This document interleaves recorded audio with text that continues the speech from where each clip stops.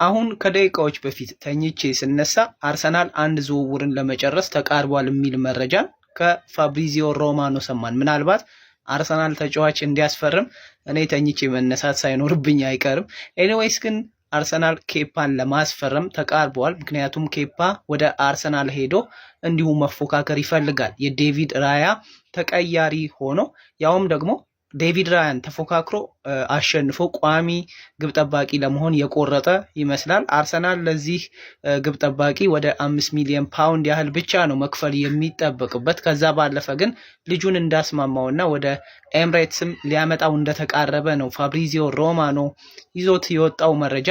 በቅርቡ ሂር ዊ ጎ ጠብቁ እያለን ይገኛል። ኬፓ አሪዛባላጋ ወደ አርሰናል በቅርቡ የሚፈርም ይሆናል፣ የሚመጣ ይሆናል። ከዛ ባለፈ ደግሞ ውስጥ ለውስጥ እየተሰሩ ያሉ የሌሎችም ቦታ ተጫዋቾች አሉ። እነሱንም እንድንጠብቅ እንግዲህ ተነግሮናል። በተለይ ደግሞ እንደነ ዴቪድ ኦርነስታይን ያሉ የመረጃ ምንጮችም እየዘገቡት ያሉ መረጃዎች ስለሆኑ ኬፓ ወደ አርሰናል በቅርቡ ሂር ዊ ጎ ሲባል ልንሰማ እንችላለን። ፎሎ በማድረግ ቤተሰብ ነው። መልካም ጊዜ፣ ይመቻችሁ።